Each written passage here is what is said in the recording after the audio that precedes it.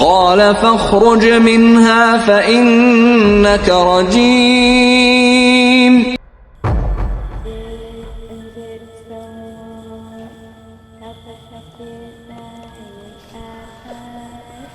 Hi. Hi guys. Welcome back to our Sembang Yo. Jadi minggu ni minggu yang seram, cerita yang baru, Cerita yang seram, cerita yang baru, pengalaman yang baru. pengalaman yang tak nak diingatkan lagi. Maybe benda ni akan menghantui korang atau menghantui kita semua. Kita tak tahu. Kita tak tahu. So, Sebelum kita bercerita lebih lanjut lagi, kita minum dulu. Hari ni kita ada sponsor daripada mana? Uncle G. Uncle G sendiri yang sponsor hari ni. Alhamdulillah. Walaupun dah mati, kita kena cakap Alhamdulillah. Amal ibadat masih lagi. Nah, hari ni sangat sedap. Okey. Kita dah daripada tadi kering tekak. Betul. Lepas tu Lama. kita dah pasangkan tekak balik. Lepas tu kita nak cerita pula. Cerita-cerita seram. Cerita seram kan? Jadi Kak Mah nak cerita dulu tentang pengalaman Kak Mah punya nenek dengan atuk. Pengalaman dulu. Nenek hidup lagi tak? Arwah. Arwah dah. Jadi cerita dia bermula pada waktu tu tahun 1980. 1980-an. Waktu tu jalan daripada Kuantan ke Rompin adalah jalan yang tidak semoden sekarang. Banyak lampu. Waktu tu jalan-jalan 90-an ni macam yang Uncle G tahu kan. Sekarang baru ada lampu. Waktu jalan dulu nak jumpa dari kampung ke kampung tu jarak dia jauh. Jadi waktu tu arwah nenek baru je melahirkan anak sulung. Waktu tu dia baru habis pantang. Jadi waktu tu dia berdua je lah dengan arwah laki tu. Lepas tu sewaktu balik pulang ke Ropin tu, tiba-tiba kereta berhenti. Enjin mati. Jadi waktu tu suasana sunyi, bunyi cengkerik, bunyi haiwan-haiwan. Jadi macam jalan sunyi, tak ada bunyi kereta. Dan waktu tu pukul 1:30 pagi. Uncle G bayangkan. 1:30 pagi. Waktu tu arwah nenek masih lagi dalam berpantang dan bawa seorang baby. Waktu tu bawa pakcik Kak Mah sendiri. Lepas tu kereta berhenti. Atuk pun turun dari kereta dan pesan pada arwah nenek. Jangan turun, apa-apa pun jadi, duduklah dalam kereta. Lepas tu waktu tu arwah nenek ni mulut dia tak berhenti. Tak berhenti apa? Baca doa, amal ayat kursi. Lepas tu atuk pun turun. Keadaan sunyi sepi. Tiba-tiba bunyi cengkerik hilang. Bunyi angin-angin pun tak ada. Bunyi cekirik macam belakang. Dia tak ada macam. Tiba suasana jadi sunyi sepi. Lepas pada tu arwah nenek tiba-tiba dia terdengar bunyi basikal daripada depan kereta tu. Bayangkan waktu tu jalan tengah gelap. Jalan waktu tu dah ada dekat Nenasi. Nenasi tu adalah salah satu titik tengah daripada Pekan ke Rompin. Jadi daripada Pekan ke Rompin mengambil masa dalam 45 minit. Jadi waktu tu nak jumpa kampung tu susah. Jadi tiba-tiba basikal tu menghala ke kereta. Waktu tu arwah nenek memang berpaling kepada baby dan tutup sedikit muka. Dan lama-lama basikal tu sampai dekat kereta. Ada orang tak? Ada orang ke? Lembaga tu berpusing ke arah ke dalam kereta macam ingat. Ada apa kat dalam kereta? Dia tanya. Waktu tu arwah nenek pegang pakcik, sorok muka macam ni. Dia tutup dia dah tak nak tengok dah ada apa dekat tepi tingkap waktu tu. Tapi daripada ekor mata dia nampak lembaga tu Tengah pandang. tengah pandang ke dalam kereta. Lembaga tu macam mana bentuk dia? Waktu muka dia tengkorak, hanyalah tengkorak semata-mata. Warna hitam, lembaga, bau yang hanyut. Bau hanyut, bau darah. Ya. Waktu tu bayangkan kita dalam keadaan seperti yang kita tahu, orang berpantang dalam ada darah nifas yang kita tahu kan, dalam keadaan tak suci. Jadi mungkin benda tu menarik mereka lah. Kemudian Aki sedang sulung menghala ke depan dan dia nampak yang bawa basikal tu adalah lembaga yang tidak berkepala. Dia terus bangun, berlari pergi sebelah kereta, ketuk-ketuk tingkap, cakap, "Jangan pandang tepi, jangan pandang tepi, pandang abang." Waktu tu arwah nenek memang tak pandang keluar, pandang je, tak buka apa-apa pun. Kemudian arwah Aki ni dia macam rasa marah, faham tak? Kita lelaki sebagai Uncle G kan, lelaki mesti rasa macam terganggu kalau ada orang kacau family kita. Dan lagi waktu tu anak kita tengah kecil lagi kan, isteri kita pula takut, mesti rasa macam terganggu. Jadi waktu tu Aki dengan keberanian dia kata, "Jangan kacau anak bini aku." Kemudian hantu tu pun macam tu je, tapi meninggalkan bau yang amat kuat. Bau-bau yang busuk. Benda tu gaib lah. Benda tu tiba-tiba hilang dalam keadaan yang kegelapan. Lalu arwah Aki terus masuk kereta dan enjin boleh hidup. Boleh hidup tu. Selepas pada tu enjin boleh hidup dan kereta boleh bergerak dan terus arwah Aki pecut kereta pulang ke Rompi. Jadi kalau orang dulu-dulu lah, audien kita mungkin pernah tahu, Jalan Nenasi, Jalan Kuantan ke Rompi ni adalah jalan yang paling keras lah orang panggil. Zaman-zaman dulu ni memang zaman-zaman yang orang kata ada banyak benda yang berlaku di tepi jalan. Jadi start pada tu arwah Aki akan berpesan pada setiap orang yang nak pergi berjalan jauh tu, mestilah doa, pelindung diri. Kita tak tahu apa akan jadi kan. Betul-betul. Ada sekali tu, ni cerita keji pula kan. Ni satu hari tu macam, okay guys, bayangkan korang nak pergi bercuti dengan family korang.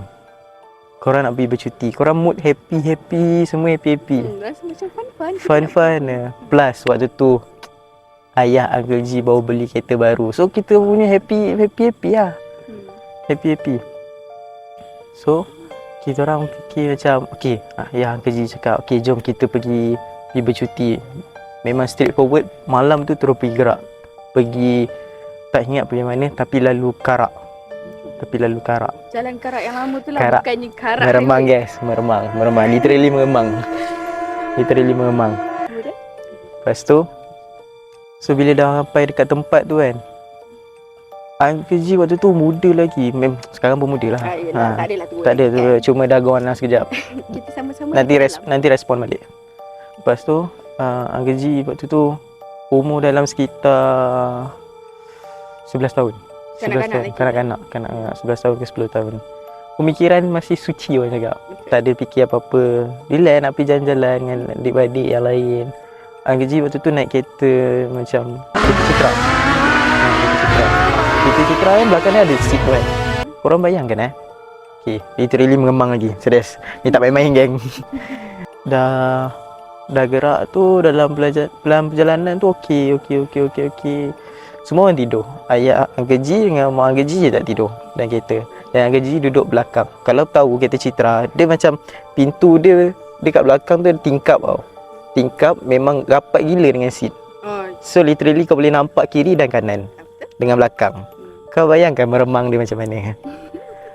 Kita orang pergi naik jalan, lalu jalan tu. Lepas tu macam insting tu tiba-tiba dia muncul. Panjang, berbulu. Dekat tepi, meremang siang. Meremang. Waktu tu Uncle G tengoklah dekat tepi. Yes. Ataupun tiba-tiba nampak dekat ekor mata tu. Ekor mata. Dekat tepi tu. Dia macam tengah pandang. So macam kita orang macam Uncle G sendiri macam biar je lah, tak ada apa-apa pun. Benda tu tak ada kacau kita pun kan. Dah lama dia macam ada je dekat situ. Dia tahu tak kalau korang naik kereta, benda tu kan macam ikut korang kan. Macam ikut je. Macam contoh korang naik tengok bulan kan. Dia akan ikut je kan. Macam tu lah benda tu. Waktu tu tak rasa macam nak panggil abah ke kat depan. Terkunci. Tak tahu nak cakap apa, terkunci. Tiba-tiba badan rasa macam lumpuh, tak boleh cakap. Orang terlumpuh. Macam Paralyzed lah orang Orang panggil. nak paralyze. Macam, apa aku nak buat ni? Budak. Betul. Apa aku nak buat ni? Rasa macam, tak apalah, diam je lah. Diam. Sampailah dekat destinasi. Lepas tu kita orang tak cakap pun, Uncle G tak cakap pun dengan ayah Uncle G. Tak ada cakap benda nampak ke apa kan. Tiba-tiba dia tanya, nampak tadi kan? So, cakap nampak tadi kan? Tak ada apa, benda tu tak ganggu pun. Benda tu just duduk kat situ je. Duduk kat situ je. Dia duduk kat situ. Itulah kisah antara yang macam teringat lah. So macam yang apa? Kak Mah cakap tadi, yang kita ni duduk kat dunia ni macam semua tempat ada benda dia. So kita jangan buat kepala kita, kalau benda tu ada, just tahu benda tu wujud dan jangan cabar dia. Tu je. Kita kena hormat dia sebab kita kena terima yang kita ada di dunia yang kita berkongsi Betul. dengan orang punya alam. Betul? Jadi kita kena hormatilah. Janganlah sesekali mulut tu terkeluar daripada mulut sendiri. Kena jagalah batas masing-masing. Betul tak? Okay. Pas dah dengar dua cerita, kasi haus lah pula kan? Betul. Jadi kita minum dulu. Weh. Dia bertambah haus kan dengan bertambah meremang. Sebab benda ni just benda yang betul. Kalau korang dapat rasa, memang betul lah korang rasa. Kalau korang tak dapat rasa, maybe korang ada pengalaman yang lain. So kita minum dulu.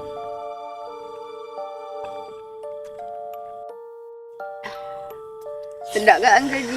Air daripada Drink Ho. Pandai Uncle G pilih je nama. Betul? Lepas kita dah dengar cerita seram tu kan. Mhm. Rasa macam teringin nak tahu apa lagi yang dihadapi oleh Uncle G sendiri. Confirm nak dengar? Betul nak dengar? Tobat. Tobat betul nak dengar? Hmm. Okay. Cerita dia macam, dia bukan cerita Uncle G sendiri, dia cerita berdasarkan daripada ayah Uncle G sendiri. Ayah Uncle G ni bukan orang nak cakap special lah, tapi dia ada satu insting yang dia boleh tahu tentang future tu, macam dia boleh predict benda tu. So yang Uncle G ni macam tak tahulah Allah bagi kelebihan kepada dia ke macam mana ke, wallahu a'lam. So ada satu hari tu Uncle G tak wujud lagi. Waktu tu Uncle G tak wujud lagi. Tak lahir lagi. Tak lahir lagi. Ayah Uncle G, mama dengan abang Uncle G. Kejap Uncle G. Naik sikit. Ayah Uncle G. So macam Dekat sikit. Dekat sikit. Tak nampak ais tu. Kita sembang hari ni. sembang dia nak cerita tu, kawasan Tampin ni macam kawasan kampung kita orang ni. Macam kalau korang tahu kawasan Negeri Sembilan ni, bila korang masuk memang literally macam kawasan kampung lah. Kiri ni yang kanan lah, dia bukan rumah, dia jalan. Lepas tu masuk dalam lagi baru ada rumah. Rumah tu rumah macam rumah kayu yang besar. Lepas tu belakang tu ada ruang lagi. Ada ruang kosong, ruang semak samun ke apa ke. Literally memang ada kawasan, memang orang cakap kawasan bersepah lah. Bila dah sampai dekat rumah tu, disambut oleh atuk dengan nenek. So atuk dengan nenek tak ada masalah pun masuk rumah situ. Lepas tu situ kawasan tu memang orang cakap memang sunyi lah. Kalau botol kaca jatuh, memang pecah boleh satu rumah boleh dengar. Kalau orang baling apa benda yang seringan-ringan pun orang boleh dengar. Sebab benda tu macam kosong dan bergema orang panggil. Kawasan tu, rumah tu besar jugalah. Lepas tu satu hari tu tak tahulah, mungkin ada benda yang macam seronok dengan abang G tu kan. Seronok, mungkin macam dia tertarik dengan benda tu, dengan abang G tu. So benda tu macam nak lah. Kan orang cakap berminat kan. So benda macam saja gurau-gurau. Kadang bunyi pintu ketuk, tak bunyi. Dia macam tak bunyi ketuk. Buka pintu. Ayah atuk Uncle G ni memang orang yang kuat. Memang iman dia kuat. So dia buka. Nothing. Kosong baik. Tapi ada orang ketuk tu. Ada orang ketuk. Kampung baik ada orang ketuk. Siapa nak dengar? Dia buka tak ada siapa. So macam sekali lagi. Tak. Dia macam nak masuk. Tapi macam biar je lah. Benda tu just nak main-main je. Dia tak ada nak apa-apa pun kita. Dia just nak saja. Okay. Lepas tu macam Yang kerja macam orang cakap macam darah ni 9 ni orang cakap baran. Pahlawan. Baran dia tiba dah member dah. So tiba-tiba kan bila dah tahap baran tu gila kan. Dia cakap dalam hati, dia cakap apa benda nak ganggu ni kan. Tiba-tiba bunyi kereta tu, tiba-tiba dalam tu kereta hidup, kereta mati. Bunyi radio tiba-tiba terkuat. So dia